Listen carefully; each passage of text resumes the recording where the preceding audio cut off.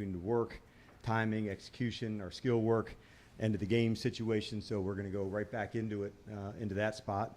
And finally, and most importantly, Mike Sainmerstill and John Jones are excused today for two very good and special reasons.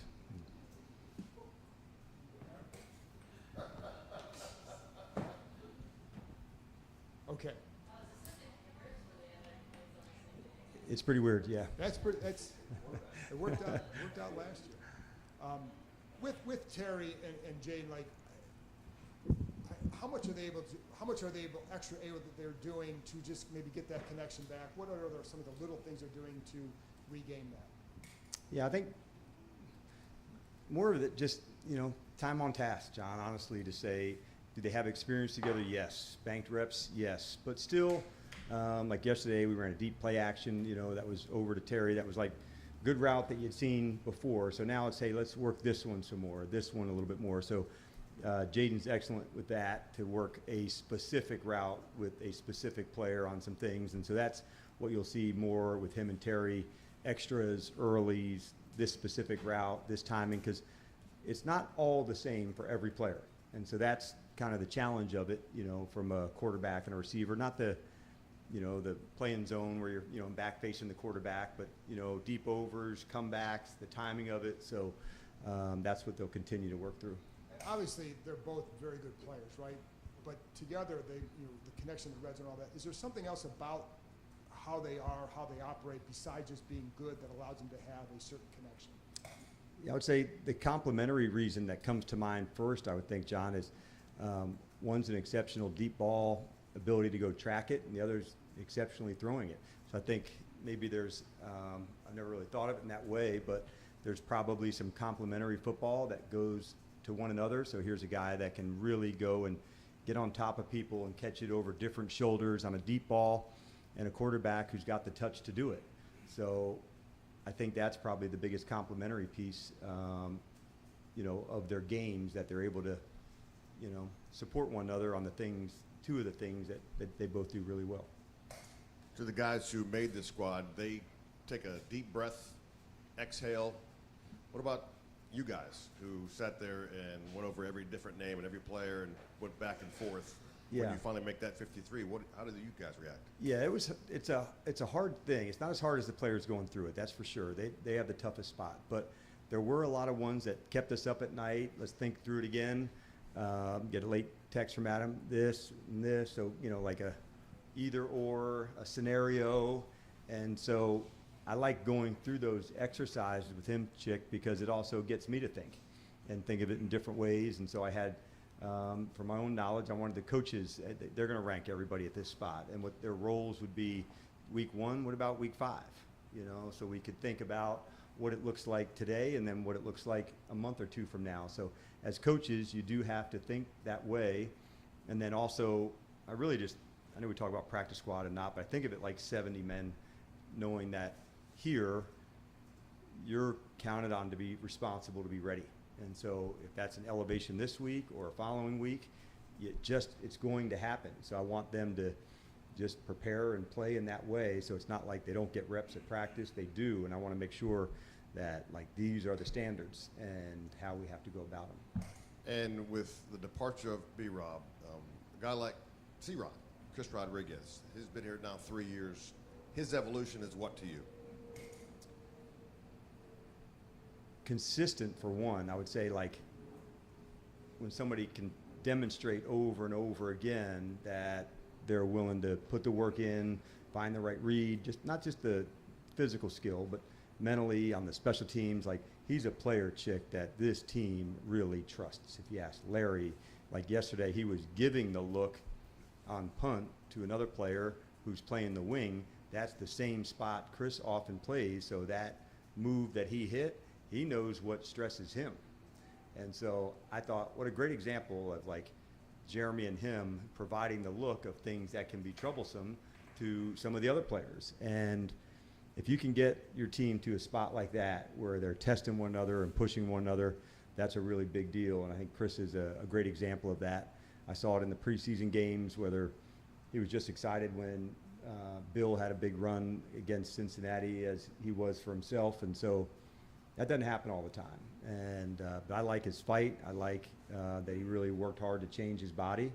And, you know, those are things that when people continue to show you that, then, like, you pay attention.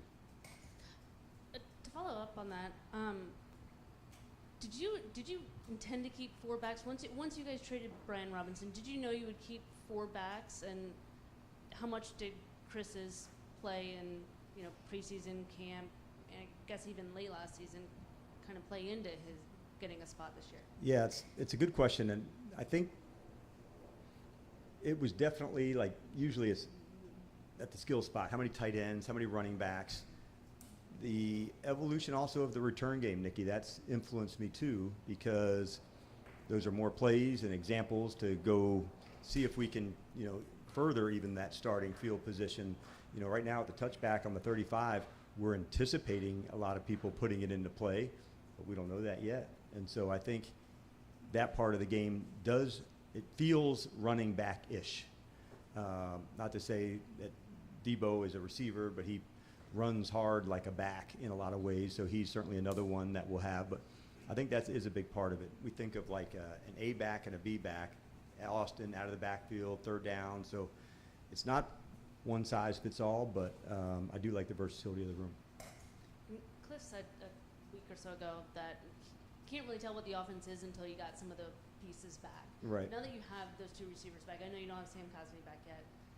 Are you able to see what the offense is yet? I mean, given the limited time frame before the opener? Maybe not fully, but I do know that, like, we've still run the same, so it's not like the system changes. So putting them into some of those plays may look differently because of who the ball player is, you know, at that spot. But it's not like a new system comes in. So I think that's important to know. For 10 others on that specific play, they'll be doing the same exact job. So let's face it,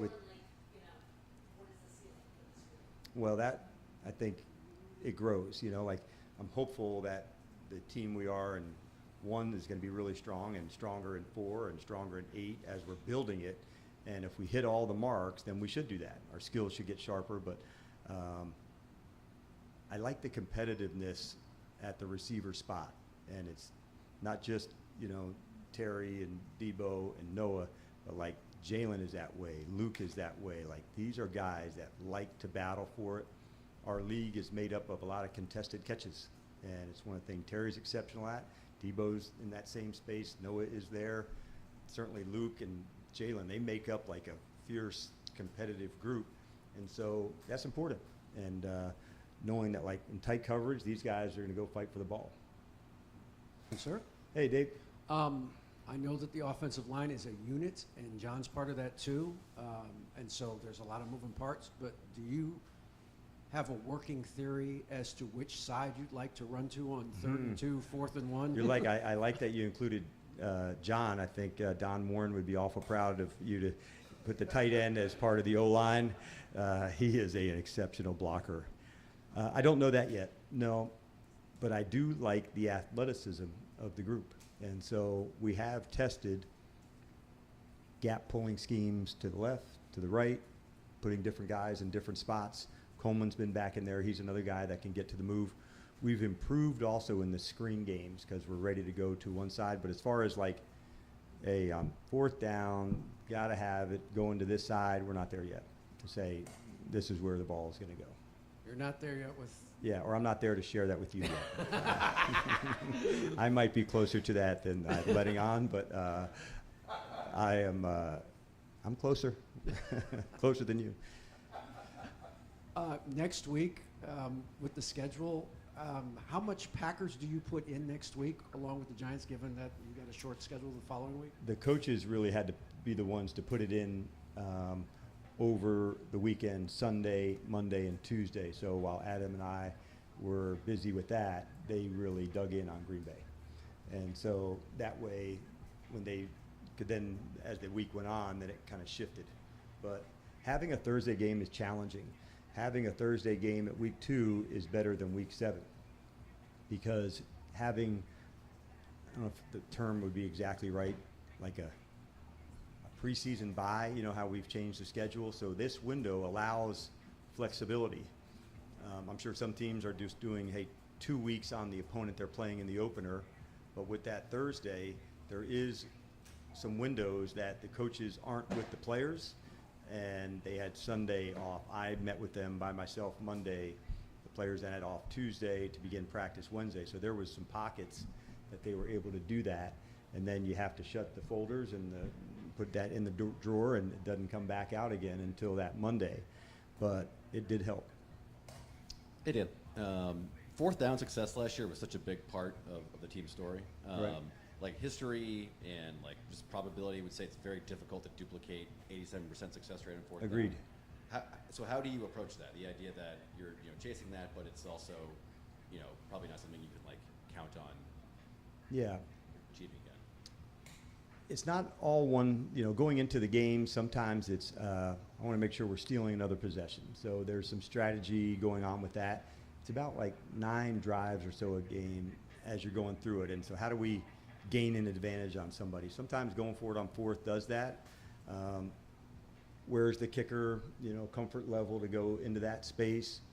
And then it's really by the distance. You look at the opponent, where do they fall on the end ones? How about in twos?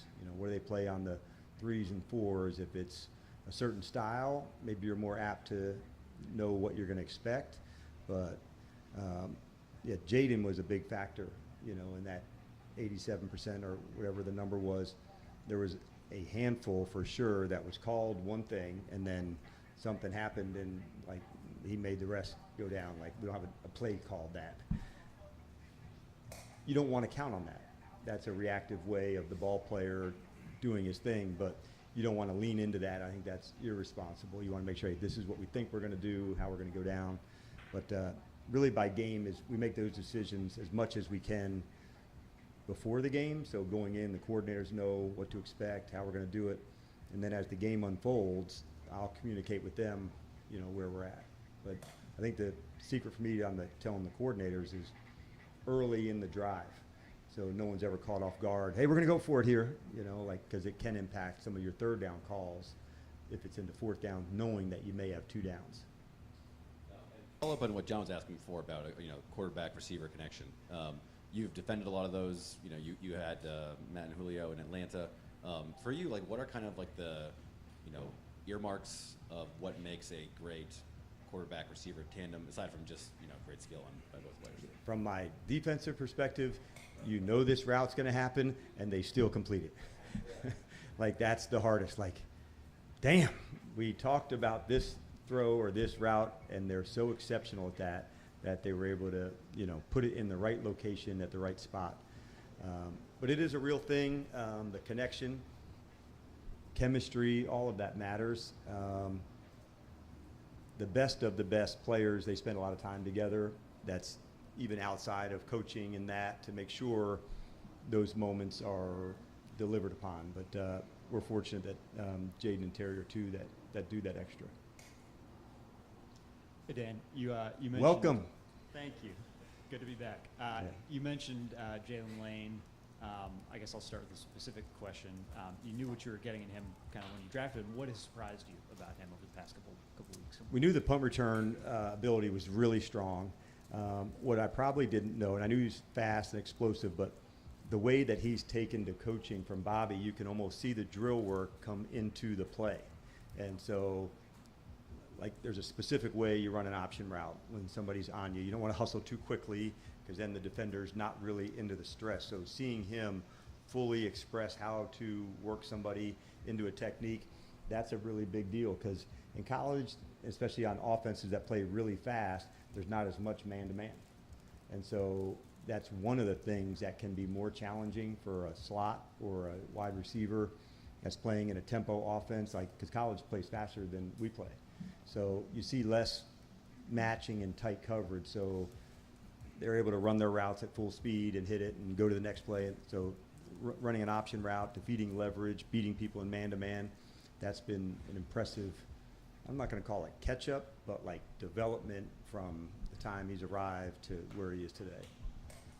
And then a philosophical question. I know he played for his dad in high school, and you probably get a lot of guys who are sons of coaches. Is that like an overblown thing, or is there something different about guys who grew up around the sport in that way? That's a better question for Jalen. I would say it's got to factor in somehow when you're 5 years old and you're at football practice when other people aren't.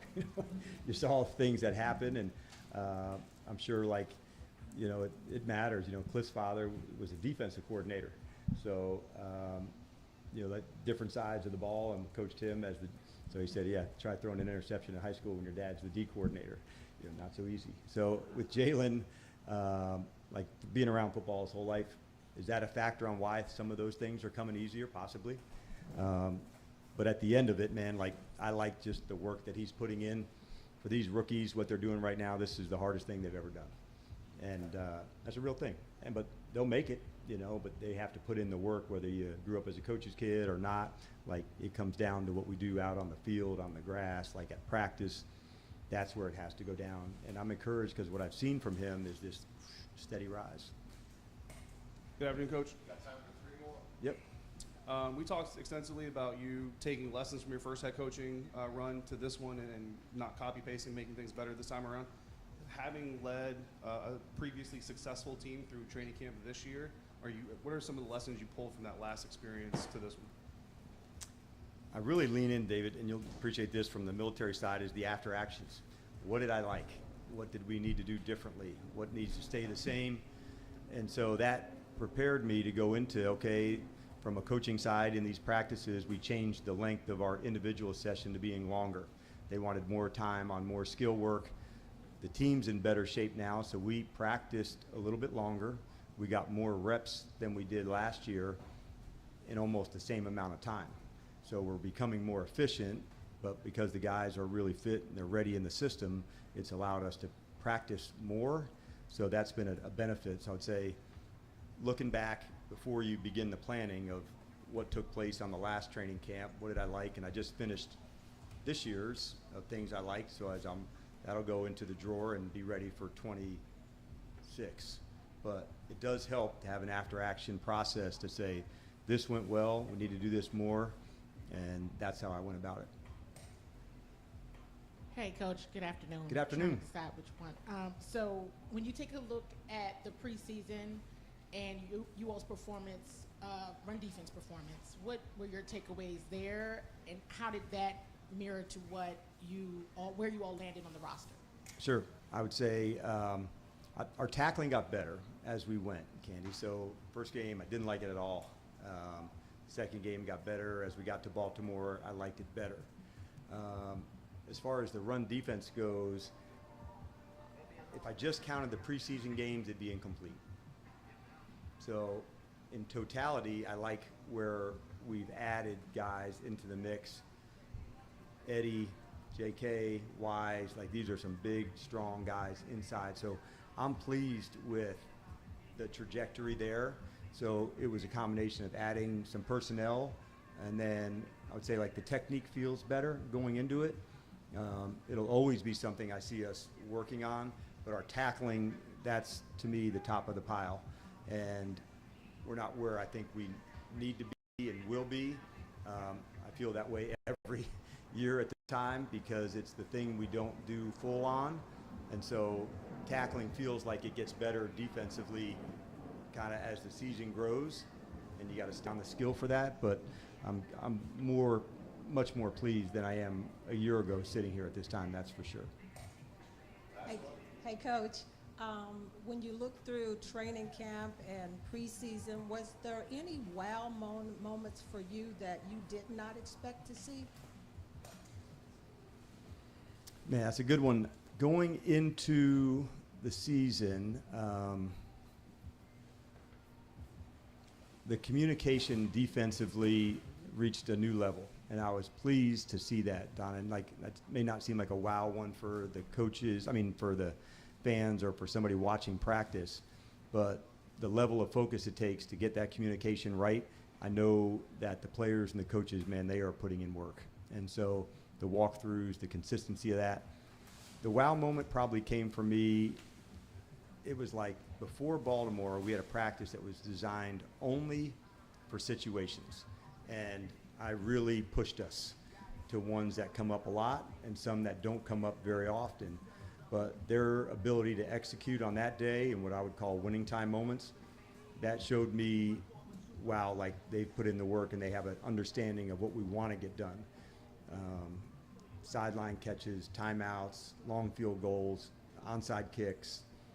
Those are the separators between winning and losing so many times. So I really wanted us to get tested and test the times, the thresholds. So that would have been my wow moment. I was expecting, let's hit that one again. Let's repeat that play. And I only did that probably twice in that whole practice, where I was expecting, I bet, 5 or 6 more times that it wasn't quite right, because you don't really get a second chance when there's 6 seconds left and you have no timeouts and you got to get the ball out of bounds. Like either you do or you don't. And so that was a good sign for me that both sides of the ball on teams, like they've been putting in that work in the winning time. So that would be my wow moment. We got a lot of work to do. Just that's how I feel about practice. Man, you just keep going for it, Donna, and eventually you keep getting better and better. But I like that we had a really good practice yesterday. It sometimes feels weird. Okay, who's here? Who's back? It's like this unusual spot. It's better than for some of the old heads in the room that when you covered the team, it went from like a lot to a little really fast. So with the extended practice squad, that helps. But I was pleased on the first day that we were able to really step into a rhythm together. All right, see you, everybody. Talking about practice.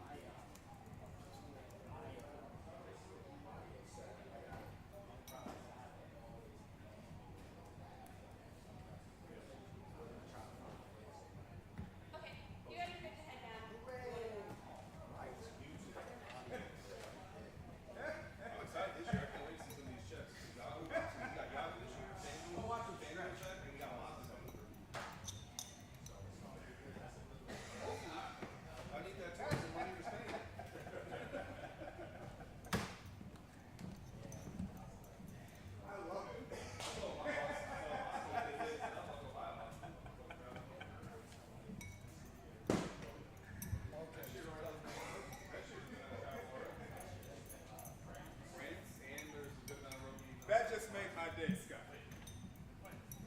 Yeah, that's not official. It's not official. I mean, yeah, let's. As soon as we get done in Spain, I'm gonna start Duolingo French lessons. Paris. Gotta finally get that concept.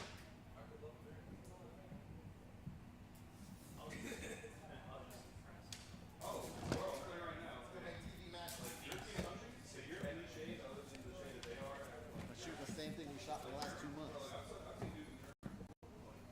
Dude, never get that shit back home. New Jersey though. What was that? It said New Jersey numbers though.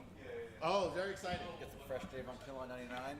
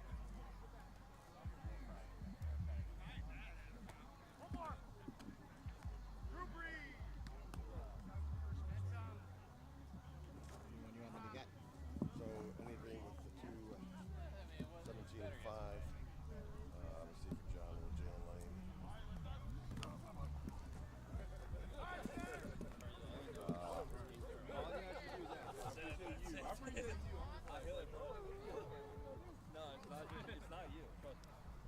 Because that's who the